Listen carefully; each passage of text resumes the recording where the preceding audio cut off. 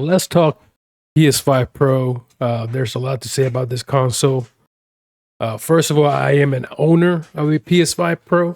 I have owned it approximately about 46 days since November 7th of the year 2024. What I wanted to discuss in this video is reality versus fiction. Fiction being a lot of the rumors, a lot of the misinformation that was out there before the release of the PS5 Pro. There was a lot of misinformation. Some of it was true, a lot of it wasn't true. We're going to talk about those in a moment. So Mark Cerny gave a technical deep dive of the PS5 Pro about 5 or 6 days ago.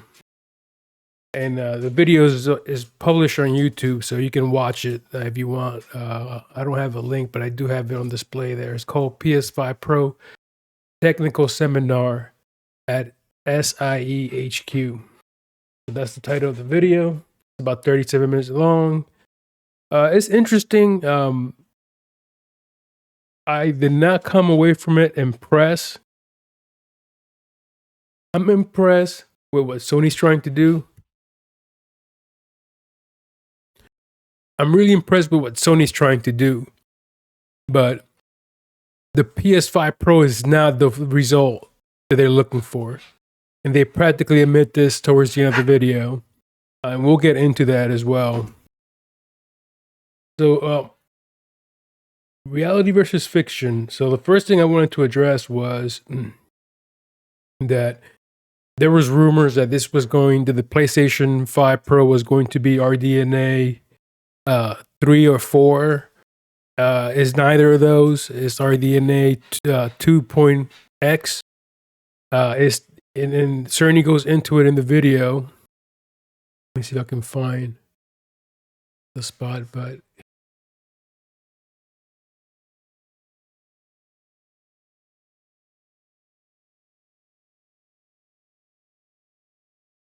here it is. I appreciate Sony making this video now, but this should have been done before the console came out so that people would have been better informed about what they were purchasing. Because a lot of people went to buy this console based on the rumors out there.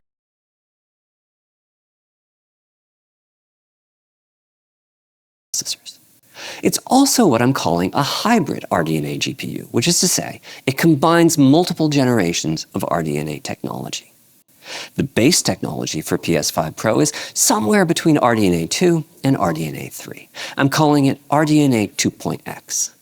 As I'll shortly explain, that choice makes it much easier for game developers to port their games to the new console. So Cerny goes on and he even explains that they had to keep the same architecture because if not, it would require for the developer to recompile the game, basically. You have to write new code for the new architecture. So this is basically why the PS5 Pro has the exact same CPU as the base PS5, and also the GPU technology is slightly based on the same. They added some stuff, especially machine learning and ray tracing, that was mostly new. But the base technology is RDNA 2.x, meaning it's part of RDNX. It could be RDNX 2.5, 2.9. It's still RDNA 2. It's an RDNA 2 console. So I appreciate you going into that. So let's.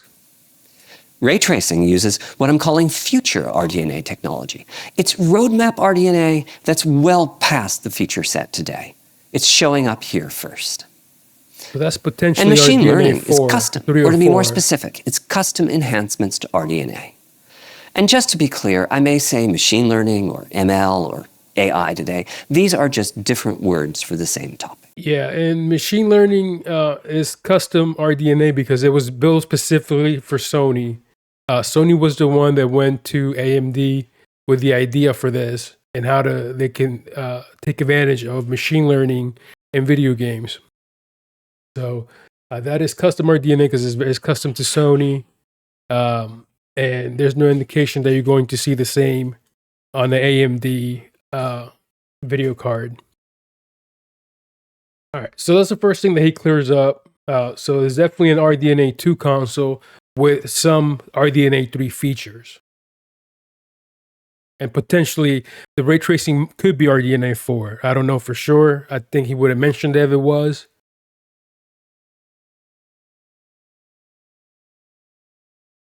All right, the second point that I wanted to take a look at, do a reality versus fiction, was the idea that this was going to be a 33.5 teraflop console. Remember, that number floated around for months. I remember May of this year, I was excited about the PS5 Pro for a moment because I was like, hey, how are they going to do that? How are they going to deliver 33.5 teraflops? That's almost double. That's more than double the teraflops of a Xbox Series X. Not double, but yeah, it is almost more than double the teraflops over Xbox Series X. So, that made the console look very promising. And a lot of people bought the console thinking that that was going to be the case. We didn't find out. We did not see anything officially from Sony until the consoles were delivered and you open your box and you found the manual in it that said that this was a 16.7 teraflop console. So this console is only, when it comes to teraflop, is only about 5.7 teraflops more than the Xbox Series X. I'm sure that makes a difference. There's, there's no doubt that the PS5 Pro is the most powerful gaming console out there right now. But he goes into explaining about this whole misinformation on the 33.5 teraflops. Or faster on PS5 Pro. That's from bringing in parts of the geometry pipe from RDNA 3 that are powerful, but either trivial for the game to adopt, or better yet, invisible to the game program. One thing I'd like to clear up is the erroneous 33.5 teraflop number that's been circulating for PS5 Pro. That number isn't anywhere in our developer docs. It comes from a misunderstanding by someone commenting on leaked PS5 Pro technical information. Part of the confusion comes from RDNA 3 architectures having double the flops of RDNA 2 architectures. Now, to quote Digital Foundry on this topic, it's a nice little bonus to have twice the flops, but it doesn't do anything like double real-world performance. So there's a certain amount of flopflation going on here. We did not bring in the doubled floating point math from RDNA 3 because achieving that bonus in performance would require a recompile for PS5 Pro. And as I said, having two versions of each compiled piece of code would create more work than we're comfortable asking the developers to do. Here, then, are the correct stats for PS5 Pro. It's pretty simple. PS5 Pro has 30 workgroup processors, which is 67% more than PS5 has, so the flops should be 67% higher as well. If we assume a pretty common operating frequency of 2.17 gigahertz, the math works out to 16.7 teraflops on PS5 Pro. Of course, teraflop numbers are pretty meaningless. What isn't meaningless is the performance of the PS5 Pro GPU. Teraflops are not meaningless. They're still the same. I guess is how you use that horsepower, but video cards are still measured by teraflops. Look at the NVIDIA cards. Look at the AMD cards. Look at the PS5. That's a 10 teraflop AMD GPU. Xbox Series X is a 12 teraflop AMD GPU. But I'm glad Cerny does kind of bring the correct information. That information should have been available before the console came out, so that people pre-ordering it would know what they were buying. So that's one issue that I had with Sony that they clarify on, which is good. I'm glad he took that head on and addressed it. All right, so the next item that I wanted to talk about is ray tracing. Ray tracing, Sony delivered. The rumors were that the PlayStation 5 Pro was going to be double to 3 times the performance of a PS5 when it comes to ray tracing. So ray tracing performance was supposed to be two to three times higher on a PS5 Pro than on a PS5, and they actually deliver because according to what Cerny's talking about, they accomplished twice the performance and or twice the theoretical performance in ray tracing with the PS5 Pro. Note that there's two factors increasing the performance. It's not just that there are 67% more workgroup processors. Thanks to the new feature set, each one is more capable. It's difficult to quote an exact speedup because it's very dependent on specifics of usage, but we commonly see the calculation of the rays occurring at double or triple the speed of PlayStation 5. The most impactful new features in PS5 Pro relate to a new acceleration structure and stack management in hardware. There's a lot to unpack here. First, let's talk about... So, I'm glad he addressed the ray tracing. So Sony did deliver there. The problem with ray tracing is there's no killer app for ray tracing on a console. There hasn't been a single game on a console that you said, wow, I'm going to buy this because of the ray tracing looks amazing. We haven't seen that game. It doesn't exist. And it seems very likely that it might not even exist this generation. It might be the next generation once we see that killer app for ray tracing. Now on PC, obviously, you have some killer apps. For example, Cyberpunk 2077. You can enable full ray tracing, path lighting. So it is better. And something like Cyberpunk, I would consider that a killer app for ray tracing on a PC, but not on a console. Console performance of ray tracing is horrible. I believe the ray tracing should never have been implemented, at least not this generation. But they did, and now we're stuck with mediocre ray tracing, and the PS5 Pro is trying to fix that.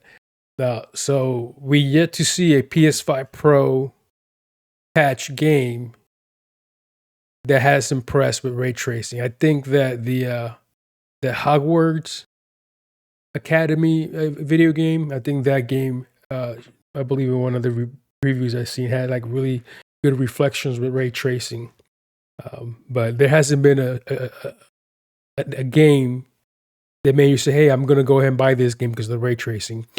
Talking about that, I actually bought Gran Turismo 7 during a sale on the PlayStation Network about a week ago, sometime last week. I bought Gran Turismo 7. I bought it because of the ray tracing performance, because it's supposed to be good. Let me tell you that the game looks good. Ray tracing was there, but it wasn't impressive. Nothing about it was like mind-blowing. Nothing about it was mind-blowing. It just was there. It was nice to see the cars have reflections, but when you're playing that game at high speed, you're not paying that much attention to the reflection, right? And so it's a good attempt, and I'm glad that Polyphony Digital, the developers of Gran Turismo 7, went ahead and implemented or took advantage of the ray tracing capabilities of the PS5 Pro. All right, so Cerny talks about how they achieved twice the ray tracing performance, theoretical performance. I think it's right here. Great theoretical impact on ray tracing performance, but real-world cases also need a solution to the problem of divergence. That's what led us to our second big feature, which is stack management in hardware. Before I can explain... So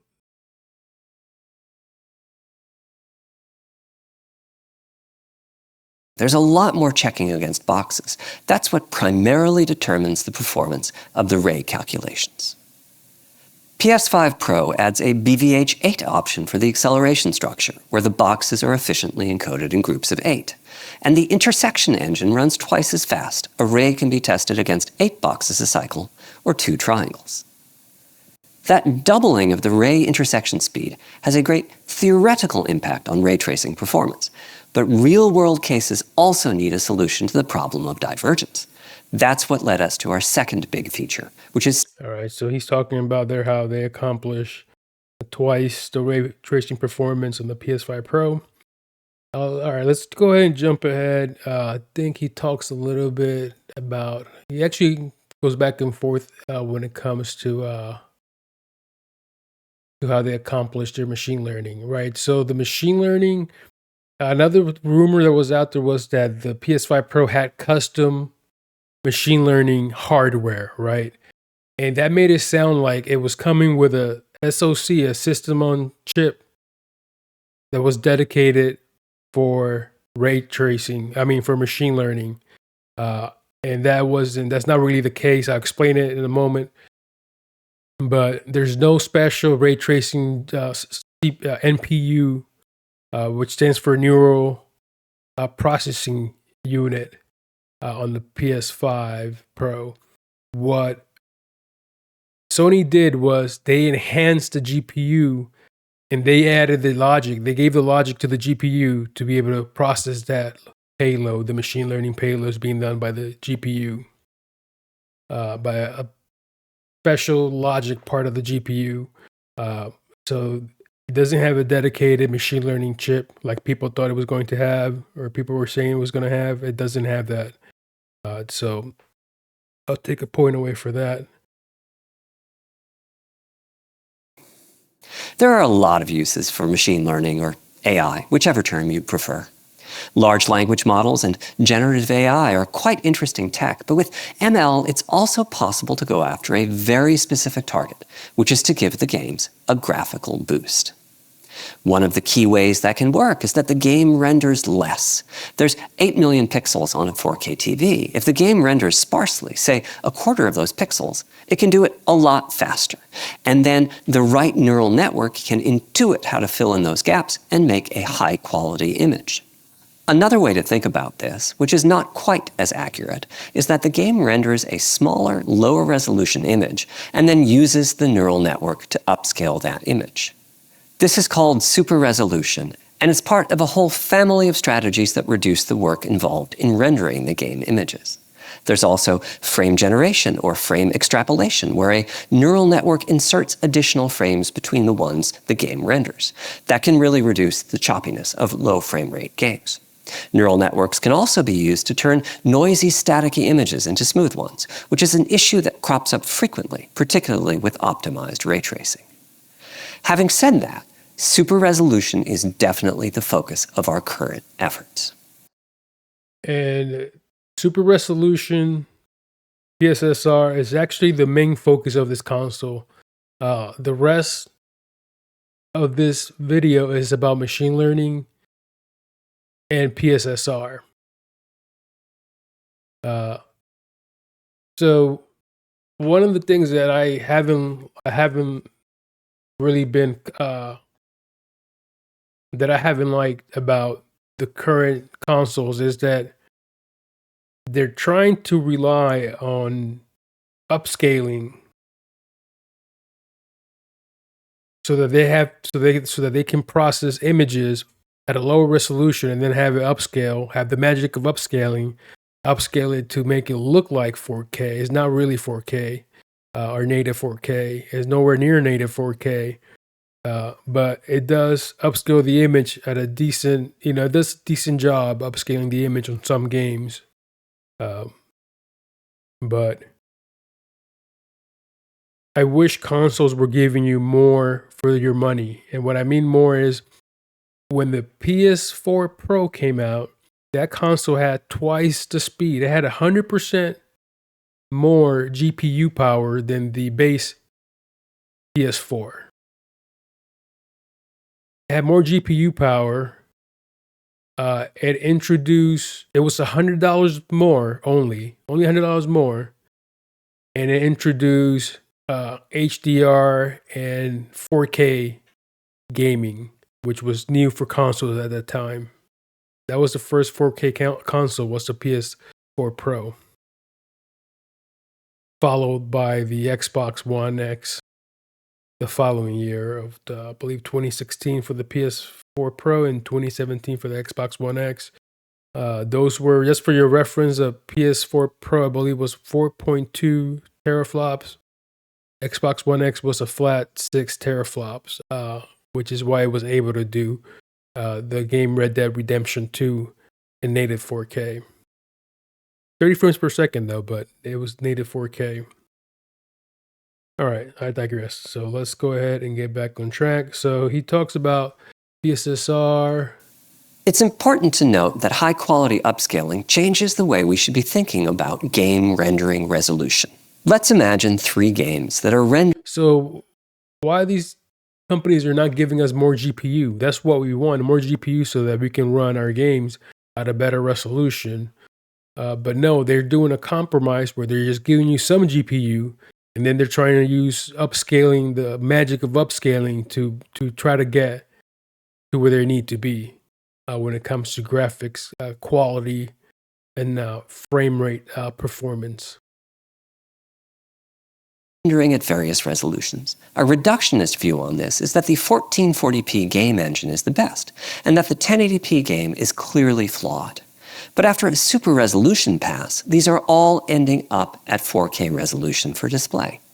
The conversation really needs to be about what's important: image quality. When game creators improve their lighting or materials, or add ray tracing, then rendering each pixel can get more expensive, and the resolution will drop. They move up on this chart. And that's perfectly fine, as long as the upscaling technology is ensuring that the result is a crisp, beautiful image and not a blurry one. A different way to say that is that high-quality super resolution lets game creators focus on fewer, richer pixels and significantly improve the resulting image quality. It's a world where internal rendering resolution is not the primary concern. That's the world we want to be in. When we're using these strategies for graphics, the work isn't exclusively ML. The neural networks tend to be preceded by conventional processing and followed by some as well. It's the piece in the middle that's the neural network. More specifically, it's a type of neural network called a CNN, which stands for Convolutional Neural Network. Here's a simplified CNN for super resolution. It's not quite the one we use in PSSR, but close enough for the purposes of this conversation. You can see a lot of images. In the language of machine learning, they're called tensors, but basically they're images with many bytes of data per pixel. The colored arrows are the... Mark Cerny does a really good job at explaining this. I'm not going to play all of it, but he also explains why they went with the enhanced GPU instead of using a GPU. Generally speaking, there's 2 options. One option is to put ML capabilities into a GPU. Of course, that's additional logic so the GPU gets larger. Or one can add an NPU, a neural processing unit. NPUs are brilliant at executing neural networks, but perhaps not so good with the pre-processing and post-processing surrounding the CNNs. The deciding factor was the order of graphics processing within a frame. With this approach, most rendering in a frame is done at low resolution, maybe 1080p. Then machine learning is used to upscale to 4K, and there's no more rendering that can happen until that upscale finishes. So we need to process that neural network as quickly as possible, which is to say, we need very powerful ML hardware. The more powerful, the better. That need for power is what pushed us towards using an enhanced GPU. The choice was either adding a large NPU or making more moderate enhancements to the GPU. The next big decision was where all of this technology was going to come from. When we were starting the PS5 Pro project in 2020, we knew that we would need performant ML hardware and a high-quality neural network for super resolution. But we're not looking for ML hardware that's generically high performance. We need something that's optimal for our specific kinds of workloads. And our typical workload is a lightweight CNN, something that can run in a millisecond or so and has a lot of little layers. Broadly speaking, you can license tech or purchase tech or build tech. But once you're licensing technology, that's what you're doing forever. So in 2020, despite the degree of effort required, we decided to build our own hardware and software technology. I'll start with the hardware. We made a set of targeted enhancements to the RDNA shader core and the surrounding memory systems. We're calling it custom RDNA, as it is custom hardware created to our design specifications, but within the overall RDNA architecture and, of course, implemented by the RDNA experts at AMD. Our target for the peak computational capabilities was 300 8-bit TOPS, which is to say 300 trillion operations a second using bytes as input. There's a lot of thought that needs to go into the details of exactly how that math functions, but adding that amount of raw performance is not terribly hard to do. The difficulty is memory access. PS5 Pro has 576 gigabytes a second of bandwidth to system memory. When we compare that bandwidth with the computational capability of 300 TOPS, it's clear that it's easy to be bandwidth limited. Let me give two examples. If we do a computation where we read a byte as input and then eventually write a byte, that's 2 bytes on the bus, and the balance point of the system is about 1,000 operations on that byte. If we're doing more than that, we have a well-designed system. The 300 TOPS is being meaningfully utilized. If we do less than that, though, we are bandwidth bound, and we're wasting some of that machine learning capability. 1,000 operations is a lot. Alternatively, to understand this issue, we can take a look at one of the layers of the network, say the second layer from the example, 8 million pixels in a 4K image. If each pixel needs 16 bytes, that's about 128 megabytes. So he talks in terms of on-chip memory. What Sony wanted to do was come with what they're calling a fully fused network, it's like a neural network for processing the images, and they actually came out short on the PS5 Pro, and they actually admit it. They'll admit that in a moment. I'll play that for you in a moment here. That's a lot. Luckily, we don't need to process the whole screen at once. We can subdivide the screen and take just a piece of it at a time through the neural network. Let's call that piece a tile. Problem solved, right? The difficulty we encounter is that as we are processing the tile, bad data creeps in from the edges, so we have to throw out part of our results. The smaller the tile is, the higher the proportion of data that has to be discarded. There are therefore effective limits to how small we can make the tile, and correspondingly, there's a certain amount of fast on-chip memory that's key if we are to achieve that goal of a fully fused network. The other problem we need to solve relates to the bandwidth of that on-chip memory. Our targets are incredibly high. We'd like many, many terabytes per second. When you think in those terms, everything seems small. For example, we could increase the size of the GPU's L2 cache and try to use that for the on-chip memory. But unfortunately, the L2 bandwidth is just a few terabytes a second. This memory problem was the starting point for our custom design. From there, it's been almost a 4-year journey. I'll hit a few high points of the hardware architecture, beginning with the memory we ended up using. It turns out we do have fast on-chip RAM in the RDNA architecture with an aggregate bandwidth of 200 terabytes per second. We just need to change our mindset. What we're doing on PS5 Pro is using the vector registers in the workgroup processors as that RAM. Each workgroup processor has 4 sets of registers, each 128K in size, and with a bandwidth of over a terabyte per second. 30 workgroup processors therefore give us 15 megabytes of memory at a combined bandwidth of 200 terabytes per second, which is to say several hundred times faster than system memory. Of course, the roadmap RDNA's architecture and instruction set required some modifications to take better advantage of that register RAM. We ended up adding 44 new shader instructions. Those instructions take that freer approach to register RAM access and also implement the math needed for the CNNs, which is primarily done in 8-bit precision. These instructions are specifically designed to operate in a takeover mode where each WGP processes the CNN for a single screen tile. By the way, the 300 TOPS number has been a real mystery since it leaked early this year. No one on the outside has been able to derive that number from the workgroup processor count and the GPU frequency. The secret is that there are instructions that perform 3x3 convolutions. Those use 9 multiplies and 9 adds for a total of 18 operations. And at that pretty common GPU frequency of 2.17 gigahertz, the performance really does work out to 300 TOPS. Here's the math. The CNNs also need 16-bit math, so there's a number of instructions for that. These instructions tend to be a bit simpler and more straightforward. We kept the chip area and the cost low for the 16-bit math simply by targeting lower 16-bit performance, because most of the processing in these CNNs can be done with 8-bit operations. As for 32-bit math, nothing in the CNNs particularly seems to need it, so we just left it as is.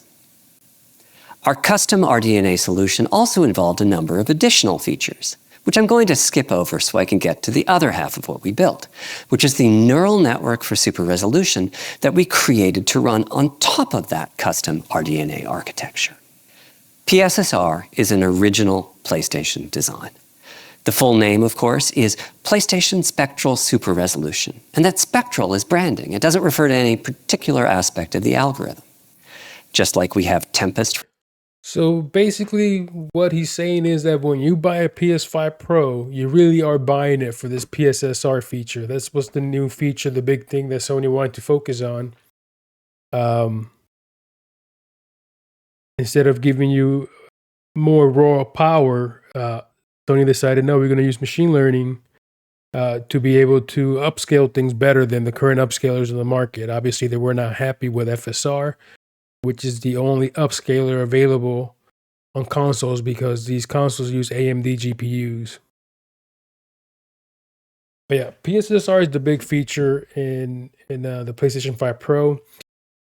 So far, I've been impressed with it. I have played the Spider-Man games, the Ratchet and Clank, the Last of Us Part 1 and 2. And those, I believe that the PSSR has been implemented well in those games. Now, I can tell that it's PSSR. There's some things that you can see. If you pay close attention, you can see some motion in the distance, just looking kind of funny sometimes. Or the lack of motion as well. But PSSR is a big feature for the PS5 Pro. So what Sony's telling you here is that, hey, thanks for beta testing this for us. We hope we get a PS6 when it comes out. But yeah, let me go ahead and For audio tech, we're using Spectral for our ML libraries for graphics. One of the project goals for PSSR is ease of adoption, so it uses essentially the same set of inputs as FSR or DLSS or XeSS. Those strategies use the pixel color of the current frame, but also depth information and motion vectors that give the flow of the pixels between the previous frame and the current frame. PSSR is not quite a drop-in replacement for the other strategies, but it's close. Having said that, PSSR is designed for consoles, so its primary use case is a little different from the others. PC games tend to render at a fixed resolution and with frame rate that varies based on scene complexity. Gaming monitors can handle that variable frame rate. So a typical PC game scenario is render at fixed resolution, upscale by a fixed 2:1 ratio, display at fixed resolution. In contrast, console games tend to have a frame rate that's fixed because they're displaying on a 60 FPS TV. What varies is the rendering resolution. If the scene is complex, then the rendering resolution is lower. If the scene is simpler, the rendering resolution is higher. Since the display resolution is usually fixed at 4K, PSSR needs to handle a continuously changing upscaling ratio. That scenario is primarily what we design for and train for. Of course, PC games are increasingly supporting variable rendering resolution, and all of these upscaling strategies can handle fixed upscaling ratios and variable upscaling ratios. I'm just pointing out that the focus with the PSSR project has been a little bit different. And PSSR had never seen Perfect Blue in its training. It had no idea what to do with it. Of course, some of the issues we encountered were much more complex. Looking back at the 4 years since we started this project, I'm so glad that we made the time-intensive decision to build our own technology. Results are good, and just as importantly, we've learned so much about how AI can improve game graphics. It can only make our future brighter. So that was the background and details of our improvements in these 3 key areas on PS5 Pro: the larger GPU, the advanced ray tracing, and the AI-driven upscaling. I'm going to restate those 3 somewhat, and then I'd like to take a moment to do something we very rarely, in fact, achieve that holy is different. It's still early days for the technology, and I suspect we're in for several quantum leaps in performance over the next decade. Machine learning, though, has the greatest potential for growth, and that's an area we're beginning to focus on. Some of that growth in machine learning will come from more performant and more efficient hardware architectures. The ML architecture in PS5 Pro is quite good, but we did not, in fact, achieve that holy grail of a fully fused network when running PSSR. It's close, but PSSR can't quite keep all of its intermediate data on chip, and therefore does, to some degree, bottleneck on system memory access. We see definite room for improvement in future ML hardware. An additional source of That's future Sony growth. telling you right there that they were not able to accomplish what they meant to accomplish with the PS5 Pro, but they got close, and hopefully they'll get it right the next time on the PS6. But yeah, it's good to hear this from Mark Cerny. It's good that the facts are there, and I do like the technical deep dive, because I do like some of this stuff, some of those details. I do enjoy finding out. I do like to know what kind of hardware the console has, and how, what is it built out of. So he does a good presentation there. This is almost like him making a case of why they went machine learning in PSSR, and why they're engaging in that technology, why they're leveraging machine learning to do upscaling, and call it PSSR, PlayStation Spectral Super Resolution. But yeah, that's my take on what was fact and what was fiction, reality versus fiction. And Mark Cerny has addressed pretty much all the fanboyish pipe dreams that were out there. Because yeah, really think Sony was gonna deliver a 33.5 teraflop console, mid-generation console? That's something that's is 3 times more powerful than a base PS5? No. This is a PS5 Pro is not even a PS5 times 2. It's like a PS5 1 times 5, 1.5. That's what a PS5 Pro is. It's a PlayStation 5.5. So that's why they talk about being close to almost 46% in performance gain. But yeah, that's what it is. So we'll go ahead and leave it there for now. But yeah, I just had some opinions about this presentation and kind of wanted to just put my share my feelings on it. But yeah, PS5 Pro. I'm an owner. I'm somewhat satisfied with it. I'm okay with it. Let's just put it that way. I'm not blown away by it because I still haven't seen anything that blown my mind. I've never seen anything on the PS5 Pro that made me think, "Wow, I'm glad I got this console." But I do enjoy having better colors and a slightly higher resolution when I play Call of Duty Black Ops 6 on it. So far has my PS5 Pro is my Call of Duty box right now. But yep. All right, we'll go ahead and end it there. Please like, subscribe. Hey, how about you just post a comment and let me know what you think about this. All right, see you in the next one.